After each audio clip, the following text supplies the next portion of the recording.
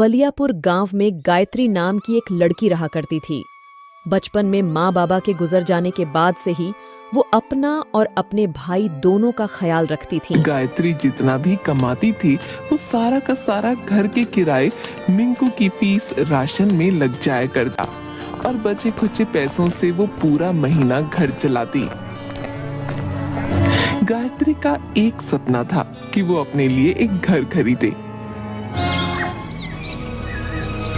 एक दिन सुबह गायत्री का मकान मालिक धनीराम उनके घर पहुंचा।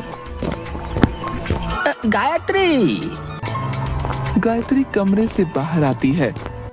अरे गायत्री, तू आ गई? बता मेरा किराया कब देगी? आओ। तुम तो आओगी नहीं कभी, हैं? खुद से किराया देने? तो मैंने सोचा मैं ही आ जाऊं। हाँ, इस बार तनख्वाह थोड़ी देर से आएगी, इसलिए नहीं दे पाई। ये तो तुम्हारा रोज का है, कभी भाई बीमार, कभी पगार नहीं आई। तुम्हारा तो हर बार का है। नहीं, ऐसा कुछ नहीं है, मैं आपको किराया दे दूंगी जैसे ही तनख्वाह आ जाएगी। अरे छोड़ो, तुम्हारा जब मन होता है तब किराया देती हो, कभी टाइम से भी किराया दे दिया करो। ये सब मैं जानबूझकर नहीं करती, बस मजदूरी की वजह से करना पड़ता है। अरे तुम तो दुखी हो गई। अच्छा सुनो, मैं क्या कहता हूँ, तुम ऐसा करो, मुझसे शादी कर लो, फिर तुम्हें किराया भी नहीं देना पड़ेगा। ये सब सुनकर मिंकू भागकर बगल वाली दादी को बुला लाता है। दादी भागते हुए गायत्री के घर आती है। क्या तेरा दिमाग तो ठीक है ना? इस उम्र में तू कैसी बातें कर रहा है? अरे शर्म कर, तेरी बेटी जैसी है, इसने बोल दिया ना जैसे पैसे आएंगे वो दे देगी। अब तू जा, मुझे उससे कुछ काम है। अरे ऐसे कैसे? मैंने कहा ना तू जा। अब तेरे पास कोई काम है कि नहीं जो तू यहाँ आ जाता है? जा यहाँ से। इस बार जा रहा हूँ, अगर अब से किराया टाइम पर नहीं दिया तो घर से निकाल दूंगा, समझी?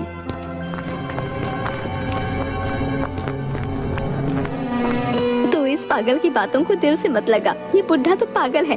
जो तुझे देर नहीं हो रही, तुझे भी तो काम पर जाना है। दादी, आज अगर आप नहीं होती तो पता नहीं मुझे क्या क्या सुनना पड़ता। अच्छा हुआ आप टाइम पर आ गई। ठीक है दादी, अब मैं चलती हूँ। इसके बाद गायत्री गोपाल की फैक्ट्री में पहुँच गई। आओ गायत्री, मैं तुम्हारा इंतजार कर रहा था। आज हमें शहर से बहुत बड़ा ऑर्डर मिला है। और हाँ गायत्री, कढ़ाई का काम तुम ही करोगी। अगर ये ऑर्डर पूरा हो गया तो मैं तुम सबको बोनस दूंगा। सब मन लगाकर काम करना। सब अपने अपने काम में लग गए।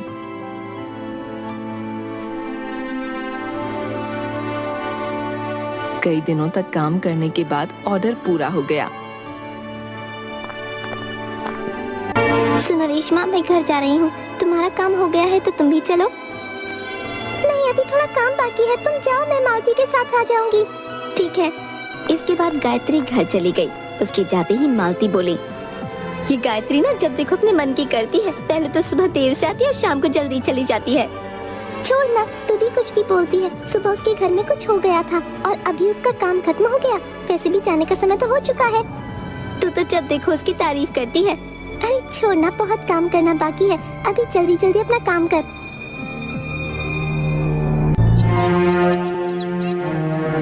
अगले दिन सारा ऑर्डर पैक करके शहर भेज दिया जाता है। 2 दिन बाद जब सब अपना काम कर रहे थे तभी शहर से उस कंपनी का मैनेजर वहाँ पहुँचता है। कहाँ हो तुम? अरे आप यहाँ कैसे आना हुआ? बस करो ये सब। तुम्हें मैंने कितना जरूरी ऑर्डर दिया था और तुमने क्या किया है? कम से कम भेजने से पहले कपड़ों को देख तो लेते। अब क्या हुआ सर? ये देखो, कहीं से कपड़े खींचे हैं, कहीं पर धागे उलझे हैं। मुझे तुमसे कोई बात नहीं करनी है, मुझे हमारे सारे पैसे चाहिए बस। ऐसा मत कहिए, हमें एक और मौका दे दीजिए। कुछ नहीं सुनना मुझे बस मेरा पैसा चाहिए बस। गोपाल बहुत दुखी हो जाता है। वो अंदर जाकर पैसे लाता है और मैनेजर को उसके सारे पैसे दे देता है। देख लिया, आप तो इसकी तारीफ करते नहीं थकते थे और इसने क्या किया? एक काम दिया था वो भी ढंग से नहीं किया।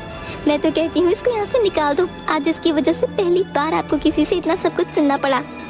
ये कैसी बातें कर रही हो? तुम्हें क्या लगता है मैं क्या ऐसे काम करके भेजूंगी? मैंने कभी भी ऐसा काम नहीं किया, समझी तुम? पहले तो काम खराब करती हो, फिर झूठ बोल रही हो। तुम ये सब क्यों बोल रही हो? तुम चले जाओ, तुम्हारे जितने भी पैसे हैं वो मैं दे दूंगा। आज से पहले किसी ने भी मुझे मेरे काम के लिए इतना बेइज्जत नहीं किया। आज मुझे पहली बार ये सब सुनना पड़ा। तुम चली जाओ बस। मन से वहां से चली गई। गायत्री गांव के तालाब के पास जाकर बैठकर रोने लगी। क्या हुआ गायत्री, तुम इतनी दुखी क्यों हो? क्या हुआ बच्चे? दादी, जो ऑर्डर हमारी फैक्ट्री में आया था उसे किसी ने खराब कर दिया और सब कह रहे हैं कि वो सब मैंने किया। आप तो जानती है ना दादी, मैं ऐसा गलत काम कभी नहीं कर सकती। हाँ मैं जानती हूँ, तू चिंता मत कर, सब ठीक हो जाएगा। आज अगर माँ और पापा जिंदा होते तो मुझे ये सब नहीं सहना पड़ता। ऐसे मन उदास नहीं करते बेटा, कभी कभी समय बदलने में वक्त लगता है। जानती हो सबसे ज्यादा जरूरी क्या है? ये समझना कि एक दिन सब ठीक हो जाएगा। इसलिए आराम से घर जाओ, देखना तुम्हें जल्दी कोई काम मिल जाएगा। दादी मुझे खुद की चिंता नहीं है, मुझे मिंकू के लिए डर लग रहा है। बिना नौकरी के मैं उसकी देखभाल कैसे करूंगी? तू चिंता मत कर बेटा, सब ठीक हो जाएगा। उसने देखा कि मिंकू उसका घर पर इंतजार कर रहा था। दीदी आप आ गई? तुम बाहर क्या कर रहे हो? अंदर चलो। क्या हुआ दीदी, आप उदास हो? अरे नहीं बाबा, मैं बस थक गई हूँ। चलो तुम पढ़ाई करो, मैं रात का खाना बनाती हूँ। रात का खाना खाने के बाद मिंकू सो गया, लेकिन गायत्री नहीं सो पाई। वो पूरी रात रोती रही और माँ को याद करके रोते रोते उसकी आंख लग गई। सपने में उसे एक रोशनी आते हुए दिखी। ये कैसी रोशनी है? मैं हूँ गायत्री, रो मत बेटा, आज के बाद तू कभी दुखी नहीं रहेगी। कल जब तू उठेगी तो तुझे तेरी जिंदगी का सबसे बड़ा तोहफा मिलेगा। आप आज तक क्यों नहीं आई मुझसे मिलने? आपको क्या आज से पहले मेरी याद नहीं आई? बोलिए। कभी कभी बहुत सी चीजें हमारे हाथ में नहीं होती, भूल जाओ वो सब। कल से तुम्हारी जिंदगी बदलने वाली है, कल का इंतजार करो। बस जाओ, अपना ध्यान रखो, कल से तुम्हारी जिंदगी आसान हो जाएगी।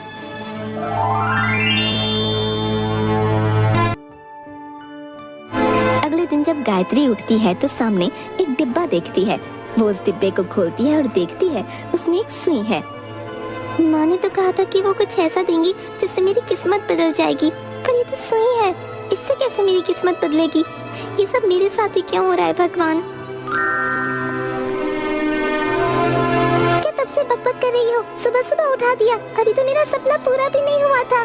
तुम बोल सकती हो, अपनी तरह समझाए क्या? जब देखो रोती रहती हो। मैं हर टाइम नहीं रोती, समझी?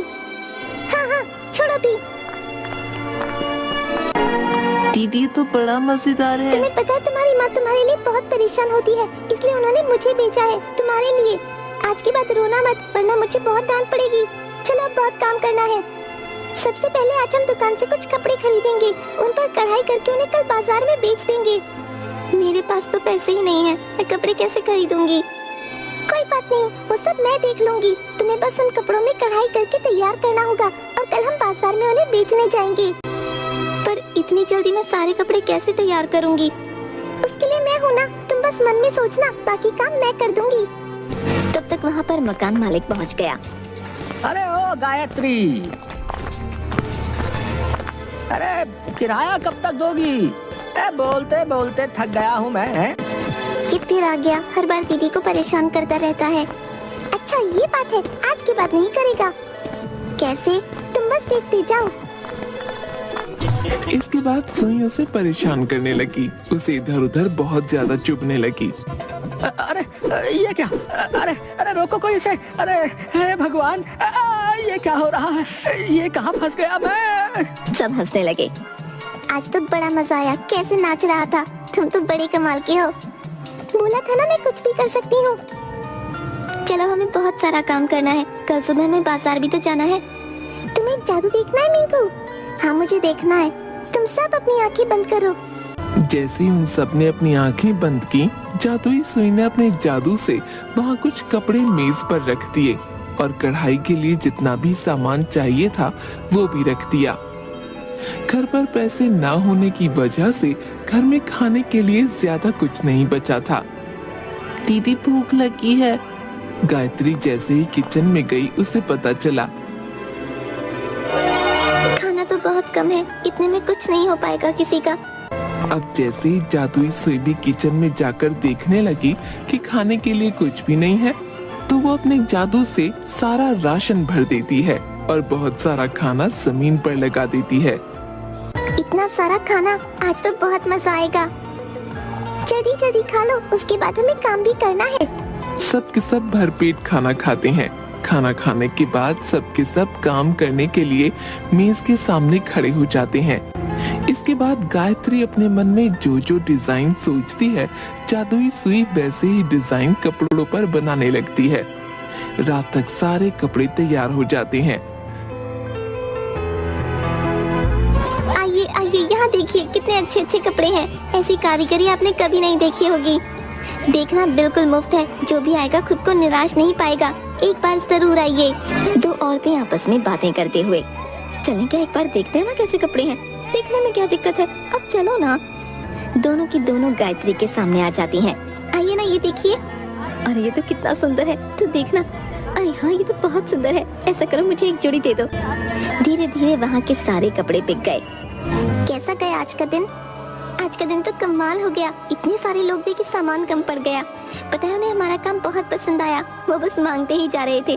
हमें बस आगे भी ऐसी ही मेहनत करनी होगी। गायत्री दिन रात मेहनत करने लगी। कुछ महीनों में गायत्री ने अपने लिए एक दुकान खरीद ली और उस दुकान से जितनी भी कमाई होती उससे गायत्री ने एक घर खरीद लिया। तीनों वहाँ खुशी से रहने लग गए। एक दिन गायत्री की दुकान पर एक औरत आई। आपका नाम गायत्री है क्या? मैं आपका काम देख सकती हूँ? हाँ जी बिल्कुल। गायत्री उस औरत को अपने कुछ काम के नमूने दिखाती है। ये सब तुमने कहाँ से सीखा? मैंने ये सब खुद से ही सीखा है। वाह, तुमने तो बड़ी कम उम्र में पक्का काम सीख लिया है। हाँ जी। हमें 130 सेट चाहिए। क्या आप हमें एक हफ्ते में ये ऑर्डर पूरा करके दे सकती हैं?